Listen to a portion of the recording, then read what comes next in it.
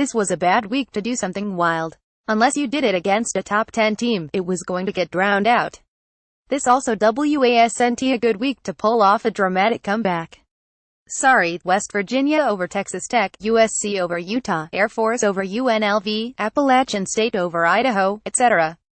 There was just too much happening for us to give you guys the attention you deserved. This was the week that all of your issues came home to roost. And Clemson most certainly had issues, even if we were too distracted by the Tigers' glittery resume to see it. From earlier in the week, here's what SP sees in Clemson: a team with minimal big play capability. The Tigers rank a solid 22nd in offensive success rate, but in ISOP, which measures the magnitude of one's successful plays, they are just 108th. When you aren't recording a ton of big plays, that means you have to avoid mistakes for 8 or 10 plays at a time to score touchdowns. Clemson ranks just 45th in points per scoring opportunity and 41st in passing down success rate.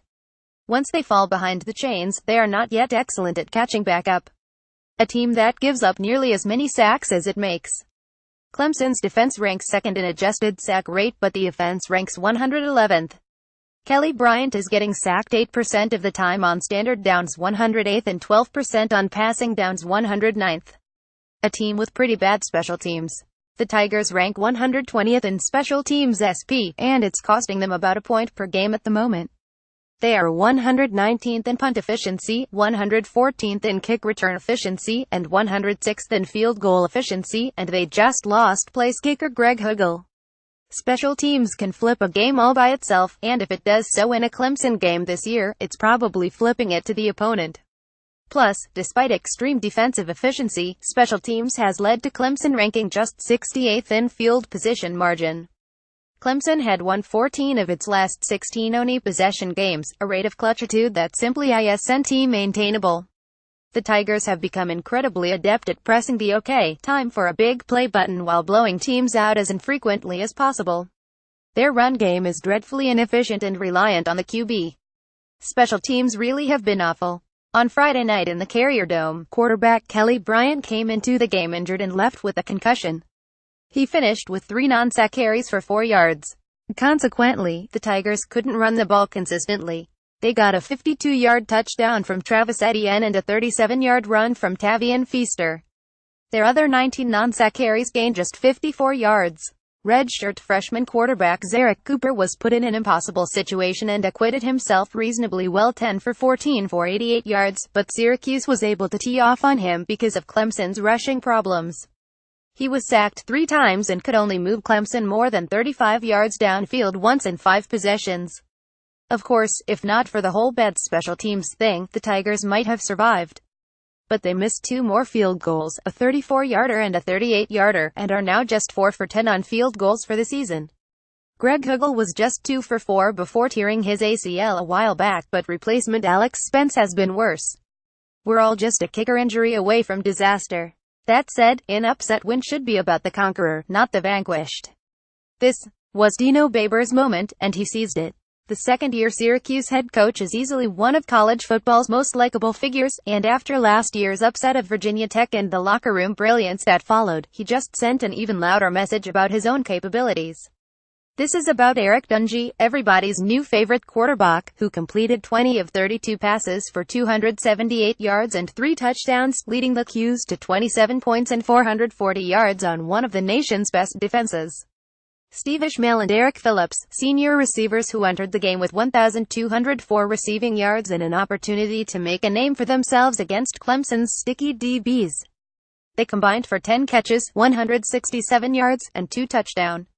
And yes, a couple of egregious push-offs, but who's counting Chris Slayton and the rest of the Syracuse defensive front, which dominated Clemson's line at times, forced Tiger running backs to find their yards on the outside, and harassed 2 quarterbacks.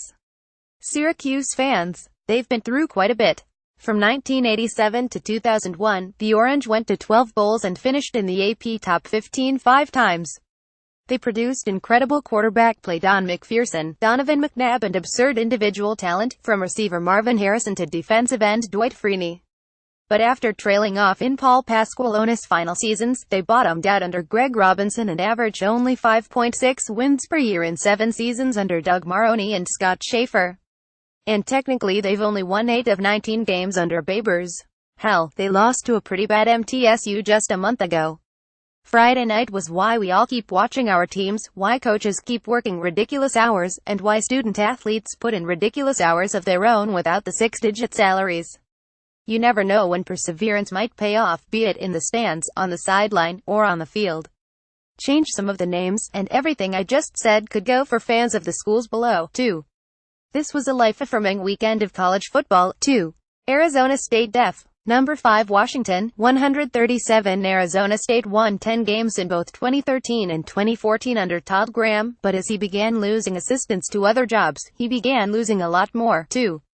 Since a 24 start in 2015, the Sun Devils lost 12 of 19, and a rugged schedule. 4 of their first 5 opponents were ranked 51st or better in SP, as was Saturday's opponent, and 3 of the next 4 as well, had prevented them from proving any major progress in 2017. A win over Oregon dropped some hints, though. And on Saturday, against a surprisingly lackluster Washington, ASU made a statement.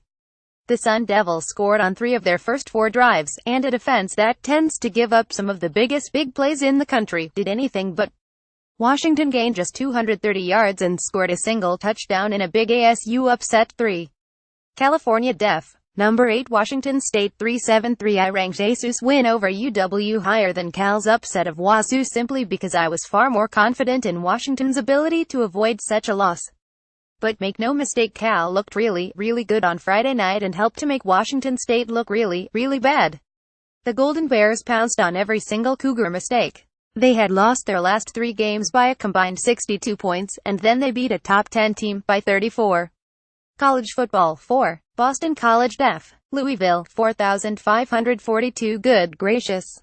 5. South Alabama Def. Troy, 198. Drowned out in all the cacophonous noise that followed. USA was 14 with only a win over Alabama A&M. And the Jaguars took down the team that took down LSU. Kudos. 6. Tulsa Def. Houston, 4,517. A week ago, Tulane beat Tulsa, 6,224, to move the Golden Hurricane to just 15 in 2017. After last season's breakthrough, they were staring a 39 or so season in the face. On Saturday, they stomped 41 Houston. Tulane, meanwhile, lost to FIU.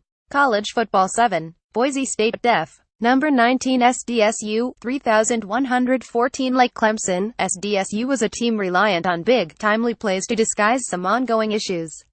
Like Clemson, the Aztecs got their comeuppance at the hands of a Boise State team ready to look like Boise State again. 8. Number 6 TCU Def. Kansas State, 266. It took a few hours more than normal, thanks to the storms that rolled through the Midlands on Saturday, but in an upset-laden weekend, TCU traveled to upset town aka Manhattan, Kansas, and handled its damn business.